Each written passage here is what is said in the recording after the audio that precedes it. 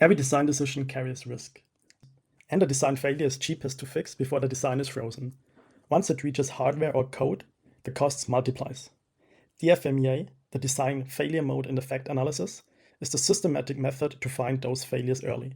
In this video, we look at where the DFMEA sits in the FMEA family, the core analysis concept, risk evaluation with the risk priority number, and what DA means for system test. FMEA stands for failure mode and effect analysis, so a systematic, forward-looking risk analysis. Identify potential failure modes, evaluate the impact, and prioritize mitigation. FMEA works on two levels, the product itself and the process that builds the product.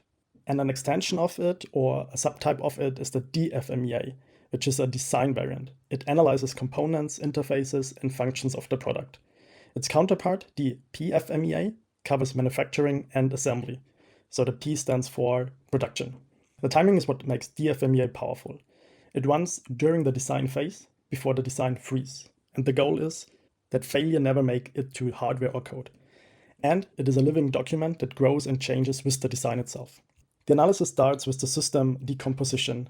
This is a breakdown of the design into components, interfaces, and functions. For each element, ask the question on how it could fail, and the answer should have three parts. The failure mode, so the way the element fails, for example, a sensor delivers invalid data. The effect, so the consequence for system behavior and the user, like a wrong distance warning. And the cause, so the design weakness behind it, for example, a missing input validation. The quality of this analysis depends on system understanding, cross-functional experts, and lessons learned from the past products. And to the risk evaluation.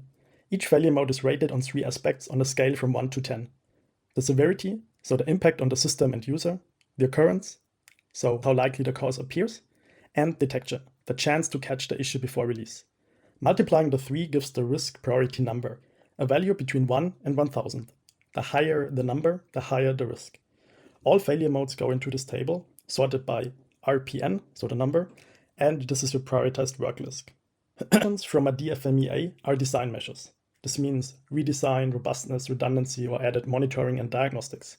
For system tests, DFMEA is more than a design tool. High RPN items become focus area for test planning, and the detection rating improves when a test exists.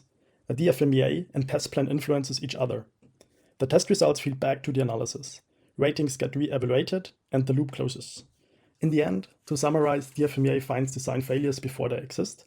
Severity times occurrence times detection gives a prioritized list, and the DFMEA and the test planning feed each other. So treat this as a living document across the design phase.